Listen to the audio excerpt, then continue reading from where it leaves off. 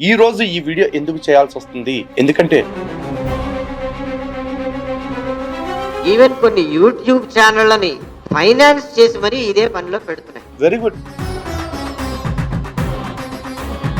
సరే, ఈ బ్రతుకు తెరువు కోసం ఏదో పొలిటికల్ పార్టీల ఫైనాన్సింగ్ ఫండింగ్ తో నడిచే యూట్యూబ్ ఛానల్ వాళ్ళ ఇంటెలిజెన్స్ డీజీగా ఉన్నప్పుడు లేకపోతే ప్రభుత్వాలతో అంటగాగినప్పుడు మరి మీరేమన్నా ఇలాగే యూట్యూబ్ ఛానల్స్ కి డబ్బులు ఇప్పించారా? మా మతం గురించి నువ్వెవడో మాట్లాడడానికి, మా మతాన్ని విమర్శిస్తే సనాతనం డామ్ డూమ్ అని అంటే అవన్నీ ఆగేవా? అప్పుడు చెప్పినా ఇప్పుడు చెప్పినా ఒకటే మాట. వాళ్ళతో కొన్ని రోజులు వాళ్ళకు కొంత వెసులుబాటు ఇచ్చినటువంటి వైఎస్ రాజశేఖర రెడ్డి గారి మీద సిఏపీ పెడతావా? అసలు పోలీస్ ఆఫీసర్ లాగా, ఒక మాజీ పోలీస్ ఆఫీసర్ లాగా మాట్లాడుతున్నావు నువ్వు. అసలు నేను చెప్పినటువంటి ఈ సంస్కరణవాదులు ఎవ్వరూ ఇటువంటి బండబూతులు తిట్టుకోలేదే. రంగనాయకమ్మ బూతులు రాయలేదా? ఒక్కసారి రంగనాయకమ్మ రామాయణం మీద చర్చ కూర్చున్నా వస్తావా పో నువ్వైనా?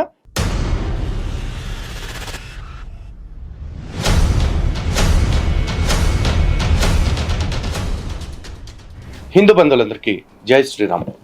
రసనారావును అరెస్ట్ అయిన కాడి నుంచి ప్రతి వాడు, అంటే ఈ లెఫ్ట్ లిబరండు గ్యాంగ్ కావచ్చు, అర్బన్ నక్సల్స్ గ్యాంగులు కావచ్చు, ఇష్టారాజ్యంగా ఎవడి ఒపీనియన్ నాడు షేర్ చేస్తూ ఉన్నాడు. ఇంకా చెప్పాలి అంటే ఎవడి విద్వేషాన్ని నాడు కక్కుతూ దానికి ఒపీనియన్ అంటూ పేర్లు పెట్టారు. పనిలో పని ఇంకొంతమంది ఆ చోటా భీమ్ గాళ్ళు కూడా ఇష్టం వచ్చినట్టు మాట్లాడుతూ ఉన్నారు. సో వీళ్ళందరూ ఇలా మాట్లాడుతూ ఉంటే మనం కూడా పట్టించుకోవాల్సిన అవసరం లేదు. ఎందుకంటే అవతల చట్టం తన పని తాను చేసుకుంటూ పోతుంది.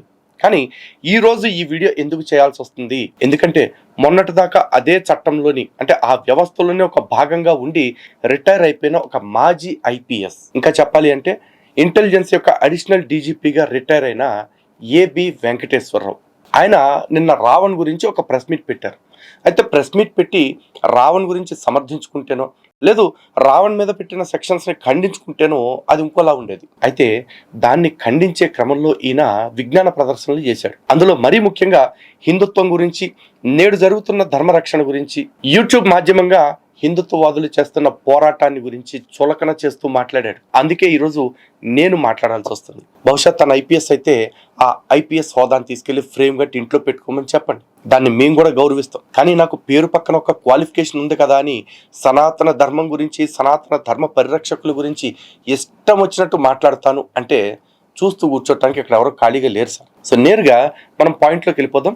ఇంటర్వ్యూలో అతను ఏం మాట్లాడాడు వింటూ అతను మాట్లాడిన మాటలకి కౌంటర్ ఇచ్చుకుంటూ వెళ్దాం. కానీ అతను మాట్లాడినంత అడ్డగోలుగా మనం మాట్లాడం. మనం ఏదైనా సరే ఆన్ పాయింటే మాట్లాడతాం. వెంకటేశ్వర గారు చెప్పండి. మనకి చట్టంలో బూతు మాటలు మాట్లాడితే, ఒక వ్యక్తిని దూషిస్తే, బూతులు తిడితే ఏ సెక్షన్ కింద శిక్షార్హుడు అవుతాడు అనేది మన దగ్గర క్లియర్ గా ఉంది.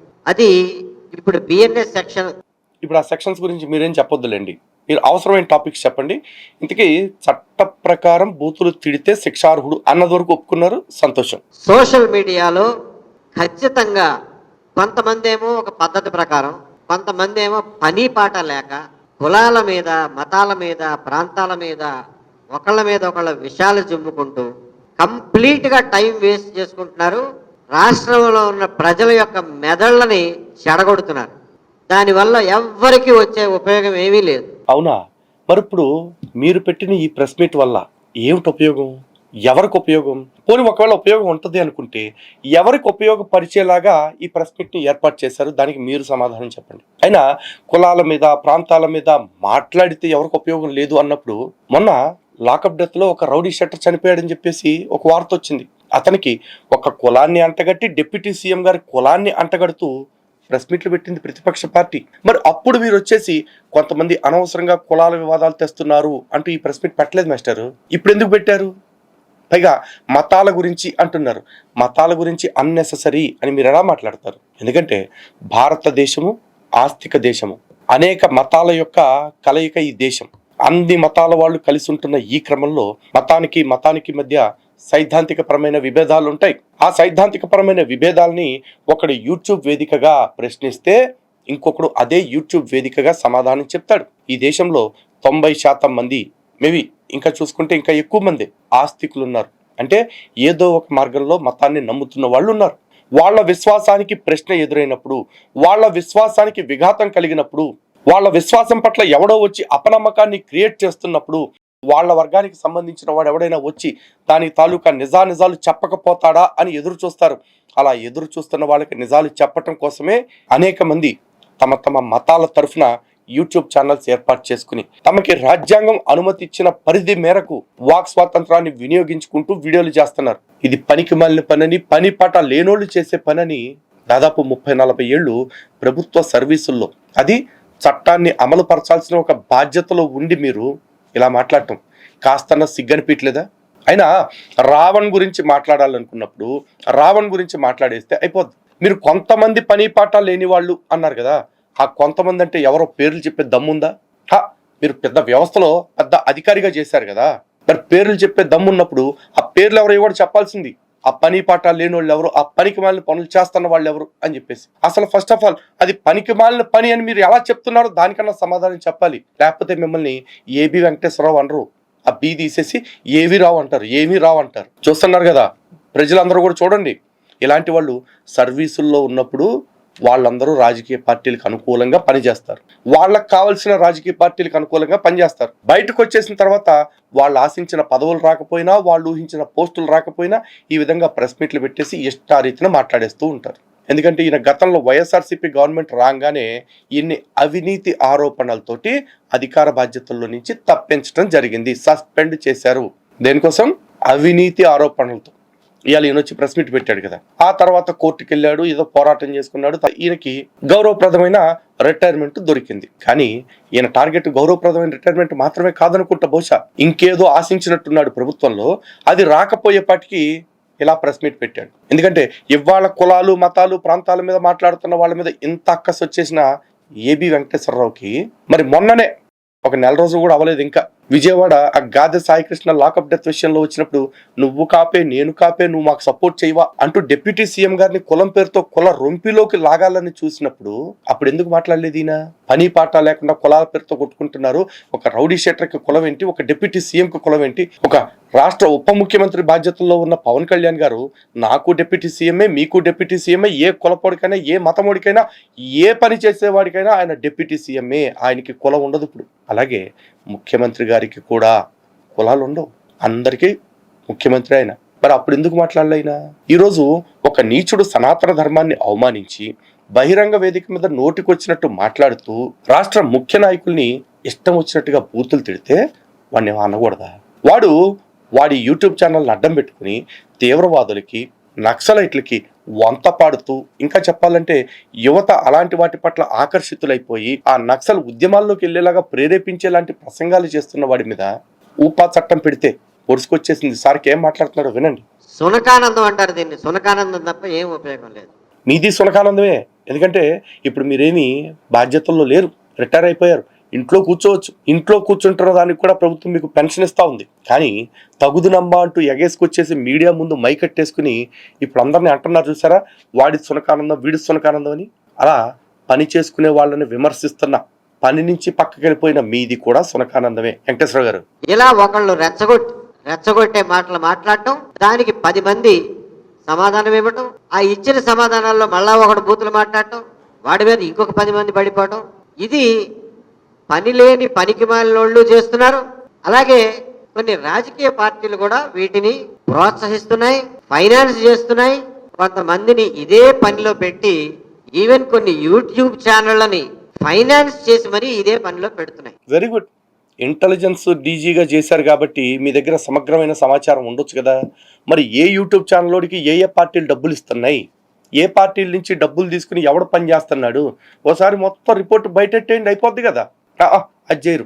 కానీ మీరు కూడా వేగ్గా స్టేట్మెంట్ ఇచ్చేస్తారు. కొంచెం అన్నా వాడాలి. అలా వేగ్గా స్టేట్మెంట్ ఇస్తాం కంటే కూడా ఆధారంతో మాట్లాడి ఉండుంటే ఈరోజు మీరు ఈ విమర్శ ఎదుర్కొనే వాళ్ళు కాదు. పైగా దీని వెనక రాజకీయం ఉందంటారు. దేని వెనక రాజకీయం ఉంది? క్రైస్తవ పాస్టర్లందరికీ కూడా ఒక రాజకీయ పార్టీ అండుంది, వైఎస్ఆర్సీపీ.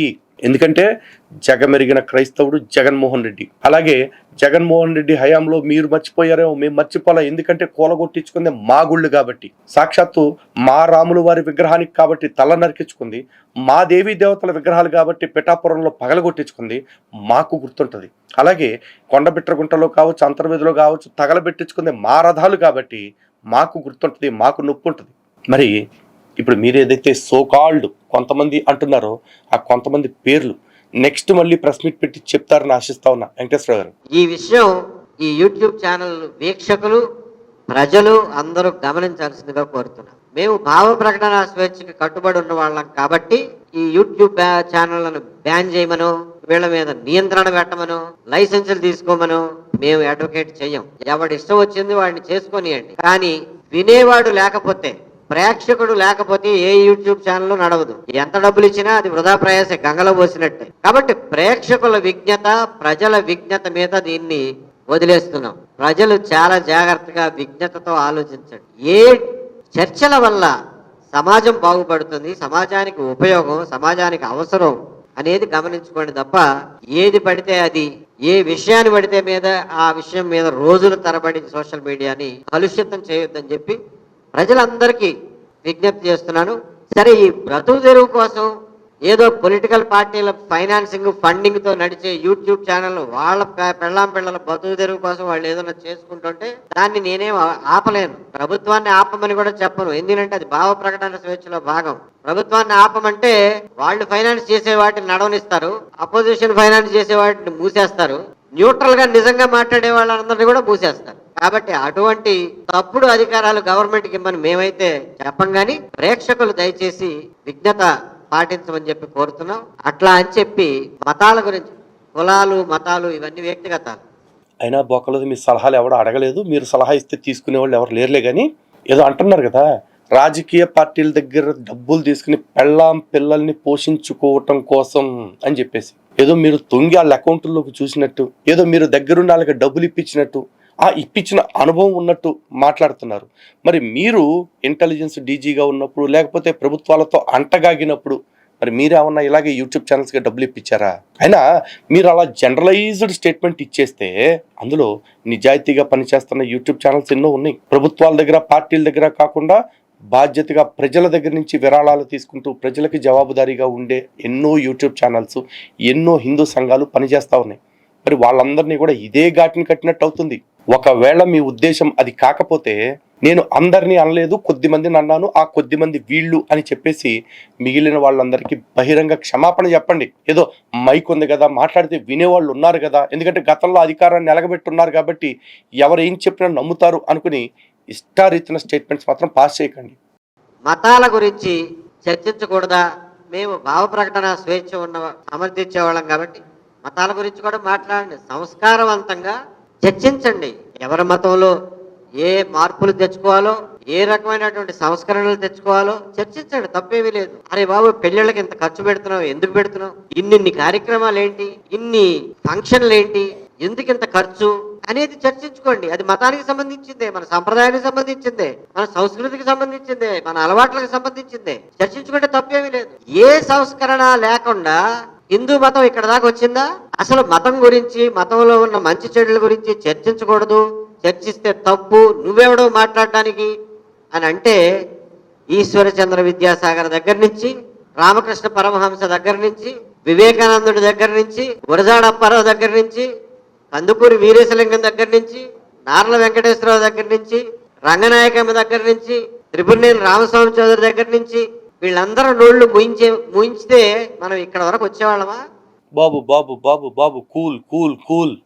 ఎందుకంటే నువ్వు చెప్పిన స్టార్టింగ్లో 10 పేర్లు ఏదైతే ఉన్నాయో వాళ్ళంతా హిందువులుగా ఉంటూ ఏదైతే సనాతన ధర్మంలో మధ్యలో కాలక్రమంలో కొన్ని లోపాలు వచ్చాయో ఆ లోపాలని సంస్కరించే పరిస్థితి ఉంది. అలాంటి సంస్కరణలని హిందూ సమాజం స్వాగతించింది కూడా. హిందుత్వం యొక్క ప్రాథమిక మాతృభాష సంస్కృతం. సంస్కృతం అనే పదంలోనే ఉంది సంస్కరించుకున్నటువంటి భాష అని. మేము సంస్కరణకి ఎప్పుడు సిద్ధంగా ఉంటాం. కానీ ఇదే దేశంలో మాకు సంస్కరణలతో సంబంధం లేదు, మేము మొండిగా మా తాతలు చెప్పినట్టు ఇలాగే నరుక్కుంటూ, సంపుకుంటూ, మతాలు మార్చుకుంటూ బతుకుతామంటున్న పాషండ మతాలు మన చుట్టూ బ్రతుకుతా ఉన్నాయి. వాటితో పోరాడాలి అంటే ఈరోజు మాలాంటి వాళ్ళు పని చేయాల్సిందే. అయితే మతం మారిపోయి కూడా ఎవడో హిందుత్వాడు అమ్మ మొగుడు స్థుతులాగా హిందుత్వంలో ఏం మార్పులు జరగాలో చెప్తూ ఉంటాడు. వాడు మారకుండా, వాడు మారిన మతంలో ఉన్న దౌర్భాగ్యాలను మార్చుకోకుండా అలాంటి వాళ్ళని మేము ఖచ్చితంగా వ్యతిరేకిస్తాం. ఈరోజు నువ్వు మాట్లాడుతున్నావు చూసావా, రంగనాయకమ్మ అని. ఏంటి రంగనాయకమ్మ ఏం సంస్కరణ తెచ్చిందా? ఏం సంస్కరణ తెచ్చిందని మీరు అట్లా మాట్లాడుతున్నారు? అంటే ఊరికే వయసు పెరిగింది కదా, నేను ఏం చెప్పినా నిజమైపోద్దని చెప్పేస్తే కుదురుద్దా? రంగనాయకమ్మ తెచ్చిన సంస్కరణ మీద ఒక్కసారి చర్చ కూర్చొని మాట్లాడదాం. రంగనాయకమ్మ ఈశ్వర్ చంద్ర విద్యాసాగర్ ఒకటా, రంగనాయకమ్మ రామకృష్ణ పరమహంస ఒకటే? సిగ్గన్నా ఉండాలి కొంచెం మాట్లాడటానికి పెద్దలు. ఈ మాత్రమైనా సంస్కరించబడే వాళ్ళమా? బాల్య వివాహాలని, సతీ సహగమనాల్ని దాటుకుని ఇక్కడ దాకా వచ్చేవాళ్ళమా? మా మతం గురించి నువ్వెవడో మాట్లాడడానికి, మా మతాన్ని విమర్శిస్తే సనాతనం డామ్ డూమ్ అని అంటే అవన్నీ ఆగేవా? అప్పుడు చెప్పినా ఇప్పుడు చెప్పినా ఒకటే మాట, మా ధర్మం గురించి మాట్లాడటానికి వాళ్ళు ఎవరు బొచ్చుగాళ్ళు? వాళ్ళు ఎవరు అసలు? మా మతంలో పెద్దలు ఎవరు లేరా సంస్కరణ మార్గం గురించి ఆలోచించిన వాళ్ళు? అసలు ఫస్ట్ ఆఫ్ ఆల్ ఈ బాల్య వివాహాలు, లేకపోతే ఇంకోటి అంటున్నావు కదా వరకట్న దురాచారం, తొక్క తోటకూరని, ఇవన్నీ హిందూ గ్రంథాల్లో ఎక్కడైనా ఉన్నాయా? మధ్యలో వచ్చినాయి పైత్యాలు. ఆ మధ్యలో వచ్చిన వాటిని మా వాళ్ళే పోగొట్టారు, మా వాళ్ళే ప్రయత్నించుకున్నారు, సరి చేసుకున్నారు. ఇప్పుడు కూడా అదే అడుగుతున్నాం, మాది మేము మార్చుకుంటాం, మాది మేము కడుక్కుంటాం. వాళ్ళు ఎవరా మాట్లాడటానికి? వాళ్ళకి ఏ సంబంధం? అలా అనుకుంటే ఇస్లాంలో 100 చూపిస్తాను నేను, క్రిస్టియానిటీలో 1000 చూపిస్తాను. మరి మార్చుకుంటారా నేను చూపిస్తే? ఆ దురాచారాలన్నీ ఆగేవా? ఎవరి మీద పెడతావు యూఏపీఏ? నక్సలైట్లే నిజమైన దేశభక్తులు అన్న వాళ్ళ మీద యూఏపీఏ పెడతావా? చేగువేరా బొమ్మని ఆటోల వెనకాల టీషర్ట్ల మీద, క్యాప్ల మీద పెట్టుకునే వాళ్ళ మీద యూఏపీఏ పెడతావా? ఇప్పుడు అసలు పాయింట్కి వచ్చాడు. UAPA, unlawful activities prevention act అని రావణ్ మీద ఏదైతే పెట్టారో సెక్షన్, దాని మీద సార్కి పొడుచుకొచ్చింది అనమాట. మాట్లాడతాం. రామాయణ కల్పవృక్షం రాసిన విశ్వనాథ సత్యనారాయణ మీద పెడతావా? రామాయణ విశ్వవృక్షం రాసిన రంగనాయకం మీద పెడతావా? ఇప్పుడు మతాల గురించి మాట్లాడితే ఓపా ఎందుకు పెడతారా? ఇప్పుడు రావణ్ మీద రాముని తిట్టినందుకు, సీతమ్మని తిట్టినందుకు ఓపా పెట్టారా? లేకపోతే నక్సలైట్లని సమర్థిస్తూ మాట్లాడినందుకు ఓపా పెట్టారా? వాడవా అంటే మీడియా ముందు కూర్చుంటే ఏది దొరుకుతుంది మాట్లాడేటివేనా? ఓ 10 పేర్లు తెలుసు కాబట్టి విజ్ఞాన ప్రదర్శనలు చేసేటివేనా? బాంబును చూసి బెంబేలు పెడితే అది ఎప్పుడు నీ గుండెల్లోనే పేలుతుందిరా అన్న అలిశెట్టి ప్రభాకర్ మీద యూఏపీఏ పెడతావా? అలిశెట్టి ప్రభాకర్ ఇప్పుడు బతుకుంటే యూఏపీఏ పడేదేమో. చచ్చిపోయాడు కదా 93లోనే. ఇప్పుడు బతుకుంటే పడేదేమో. నక్సలైట్లను సమర్థిస్తూ, నక్సలైట్లకు సానుభూతి పడుగా ఏవైతే రచనలు రాశాడు. అంటే ఒక 10 పేర్లు పట్టేటప్పుడు, చెప్పేటప్పుడు వాళ్ళు ఏ ఐడియాలజీ, వీళ్ళే ఐడియాలజీ, వాళ్ళని ఏ కేసుల కింద పెట్టాలి, వీళ్ళని ఏ కేసుల కింద పెట్టాలి తెలీదా? నక్సలైట్లకు వెసులుబాటు కలిగిస్తామని చెప్పి వాళ్ళ మీద ఉన్న నిషేధాన్ని తొలగించిన చెన్నారెడ్డి మీద పెడతావా? నక్సలైట్లు చర్చలకు ఆహ్వానిస్తున్నామని చెప్పి 2004లో ఎలక్షన్ ప్రామిస్ చేసి చర్చలకు ఆహ్వానించి సీజ్ ఫైర్ చేసి వాళ్ళతో కొన్ని రోజులు వాళ్ళకు కొంత వెసులుబాటు ఇచ్చినటువంటి వైఎస్ రాజశేఖర రెడ్డి గారి మీద యూఏపీఏ పెడతావా? అసలు పోలీస్ ఆఫీసర్ లాగా, ఒక మాజీ పోలీస్ ఆఫీసర్ లాగా మాట్లాడుతున్నావు నువ్వు. అసలు చెన్నారెడ్డి రాజశేఖర రెడ్డి చేసింది ఏంటి? నక్సలైట్లతో చర్చలు జరిపి వాళ్ళని జనజీవన స్రవంతిలోకి తీసుకురావాలని, పీపుల్స్ వార్ పార్టీని కూడా బుల్లెట్ వదిలేసి బ్యాలెట్ లోకి తీసుకురావాలని వాళ్ళు ప్రయత్నం చేశారు. దానికి ఒక నక్సలైట్ చచ్చిపోతే 100 నక్సలైట్లు పుట్టుకొస్తారు, ఒక హిట్మా చచ్చిపోతే 100 మంది పుట్టుకొస్తారు అంటూ ప్రజల్ని రెచ్చగొట్టేలాగా ప్రసంగం చేసిన రావణ్ది ఒకటే ఐడియాలజీనా? బోడిగుండికి మోకాలికి ముడి పెడుతున్నారన్న విషయం మీకు అర్థమవుతుందా? ఈరోజు రావణ్ ఒక వీడియో చేశాడు. అందులో నక్సలైట్ల గురించి మాట్లాడుతూ ఒక్కడ చచ్చిపోతే అంత ఆగిపోద్ది అనుకుంటున్నారేమో, 100 మంది పుట్టుకొస్తారు అంటున్నాడు. అంటే ఆ సిద్ధాంతాన్ని ఒక హీరోయిజం లాగా, ఆ విధానాన్ని ఒక హీరోయిక్ విధానం లాగా చూపించే ప్రయత్నం చేశాడు. ఏమో తన ఛానల్లో దాదాపు 2 లక్షల మంది సబ్స్క్రైబర్స్ ఉన్నారు. తన వీడియో చూసి అందులో ఒక్కడు వెళ్ళి నేను కూడా నక్సలైట్ అవుతాను అనుకుంటే అంత ప్రభావితం చేసేవాడు కాకపోవచ్చు. కానీ ఒకవేళ అనుకుని ఉంటే ఆ ఒక్కడు చేసే డ్యామేజ్, లేకపోతే ఆ ఒక్కడిని ఉద్యమంలోకి, దళంలోకి పంపినందుకు వాళ్ళ తల్లిదండ్రులకు కలిగే ఆవేదనని మీరు తీరుస్తారా? అండ్ అది కూడా ఎప్పుడు మాట్లాడుతున్నాడు? ఆపరేషన్ ఖగార్ పేరుతోటి భారతదేశంలో ఇక నక్సలైట్ ఆనవాళ్లు లేకుండా చేస్తాను అని కేంద్ర హోంమంత్రి అమిత్ షా గారు డెడ్ లైన్ విధించిన తర్వాత, అంటే నేరుగా ప్రభుత్వాన్ని ఛాలెంజ్ చేశాడు. నువ్వు నక్సలిజాన్ని ఎట్లా నిర్మూలిస్తావో చెయ్యి, నువ్వు నిర్మూలిస్తే నేను ఇంకా నక్సలైట్లను తయారు చేస్తా అన్నట్టుగా మాట్లాడాడు రావణు. మరి అలా రెచ్చగొట్టి రాజ్యానికి వ్యతిరేకంగా ఉద్యమం చేస్తుంటే రాజ్య ధిక్కార నేరం, రాజద్రోహ నేరం పెట్టకపోతే ఇంకేం పెడతారు? 40 ఏళ్ళు పోలీసుగా పనిచేసిన ఆ మాత్రం ఇంగితం పనిచేయట్లేదా మీకు? మళ్ళా తిరిగి వాళ్ళ మీద నిషేధం విధించినటువంటి అదే రాజశేఖర రెడ్డి గారి మీద పెడతావా? ఎంతమంది మీద పెడతావు నువ్వు యూఏపీఏ కేసు? నక్సలైట్ల గురించి మాట్లాడితేనే యూఏపీఏ కేసు పెడతావా? కాబట్టి శంభుకవధ రాసినటువంటి త్రిపురనేని రామస్వామి మీద పెడతావా? సీత జోస్యం, నరకవల హరిశ్చంద్రుడు రాసిన నార్ల వెంకటేశ్వరరావు మీద పెడతావా? సరే నాయన, వాళ్ళు బతికుండుంటే ఇప్పుడు మత విద్వేషాల కేసులు పడే వాళ్ళ మీద కూడా ఎట్లాంటి నీచపు పుస్తకాలు, ఇట్లాంటి దౌర్భాగ్య పుస్తకాలు, ఇలాంటి అబద్ధ పుస్తకాలు రాసినందుకు. కానీ యూఏపీఏ వాళ్ళ మీద పెట్టరు. ఎందుకంటే వాళ్ళు దేశ వ్యతిరేక చేష్టలో, దేశ ద్రోహపు చేష్టలో చేయలే. వాళ్ళు మత విద్వేషాలు రెచ్చగొట్టే చేశారు కాబట్టి దానికి సపరేట్ సెక్షన్స్ ఉంటాయి. దేవాలయాల మీద బూతు బొమ్మలు ఎందుకు అని రాసిన తాపీ ధర్మారావు మీద పెడతావా ఇవాళ యూఏపీఏ కేసు? వాళ్ళందరి మీద పెట్టేటప్పుడు అసలు ముందు నీ మీద పెట్టాల్సి వస్తుంది. నువ్వు ఇన్ని మాటలు మాట్లాడుతున్నావు దానికి. ఏ సంస్కర్తల మీద పెడతావు? ఎవడో మాట్లాడకపోతే ఎలా సంస్కరించబడతాం? ఎవడు తాపీ ధర్మారావు సంస్కర్త, రంగనాయకమ్మ సంస్కర్త. వాళ్ళందరూ సంస్కర్తలు కాదయ్యా, సంకరాకిచ్చిన కర్తలు, సమాజాన్ని నాశనం వైపు నడిపించిన కర్తలాళ్ళు. నీకు తెలియదంటే నేను కూర్చుంటా చర్చ. ఏ మతమైనా, ఏ ధర్మమైనా, ఏ ఆచారమైనా, ఏ సంప్రదాయమైనా, ఏ దుర్మార్గమైనా ఎలా సంస్కరించబడుతుంది? చర్చ లేకుండా ఎలా సంస్కరించబడుతుంది? కాబట్టి చర్చ జరగాలి, ఆరోగ్యవంతమైనటువంటి వాతావరణంలో జరగాలి. నేను చెప్పినటువంటి ఈ సంస్కరణవాదులు ఎవ్వరూ ఇటువంటి బండబూతులు తిట్టుకోలేదే, ఇటువంటి తప్పుడు మాటలు మాట్లాడలేదే, ఇలా కులాల పరంగా మతాల పరంగా మాట్లాడలేదే. వాళ్ళకున్న సంస్కారం ఏమైపోయింది ఈ రోజున? రంగనాయకమ్మ బూతులు రాయలేదా? ఒక్కసారి రంగనాయకమ్మ రామాయణం మీద చర్చకు కూర్చున్నా వస్తావో నువ్వైనా? నువ్వు అన్నావు కదా ఆరోగ్యకరమైన చర్చలు జరగాలని. ప్రస్తుతం నాకు కాస్త ఆరోగ్యం బాగాలేదు, థ్రోట్ ఇన్ఫెక్షన్ వల్ల. నా ఆరోగ్యం సెట్ అయిన తర్వాత ఆరోగ్యకరమైన చర్చ చేద్దాం. వెంకటేశ్వర గారు వస్తారా? ఈ చెప్పండి రా నీతులు అంటే ప్రతోడు ఇంత బారు చెప్తాడు, కానీ పనులకు వచ్చేప్పటికి ఒక్కడు రాడు. మళ్ళీ ప్రపంచంలోనే ఎన్నో విశిష్టతలు ఉన్నటువంటి తెలుగు భాష ఈ రోజున బూతులకు ఎందుకు పరిమితం అవుతోంది? ఎక్కడా ఏ భాషలోనూ, ఏ భారతీయ భాషలోనూ లేని ఛందోబద్ధమైనటువంటి పద్యం కేవలం తెలుగు భాషలో ఉంది. అష్టావధానం, శతావధానం కేవలం తెలుగు భాషలో ఉంది. ఇన్ని విశిష్టతలున్న తెలుగు భాషలో ఉన్న తీయదనాన్ని మర్చిపోయి, సంస్కారవంతమైనటువంటి భాష మర్చిపోయి, ఒక్కొక్కళ్ళు లకారాలకి నువ్వంతంటే నువ్వింత అని చెప్పి, నువ్వు లంగ అంటే నువ్వు దొంగ అని చెప్పి ఇటువంటి భాష మాట్లాడి ఏమైపోయింది? ఎక్కడికి పోతున్నావు? తెలుగు భాష మొత్తం అలా మారిపోలేదయ్యా బాబు. ఇప్పుడు నోటికొచ్చిన బూతులు మాట్లాడే కొడాలని, బోరుగడ్డ అనిలు ఉన్నారు. అట్లాగే ఇప్పటికీ అవధానాలు చేస్తున్న గరికపాటి గారు, వద్దిపర్తి గారు లాంటి మేధావులు ఉన్నారు. అందరూ ఉన్నారు. కాబట్టి నువ్వు చూసిన నలుగురిని చూసి మొత్తం తెలుగు భాష ఎట్లా ఉందనుకుంటే అది మీ కర్మ.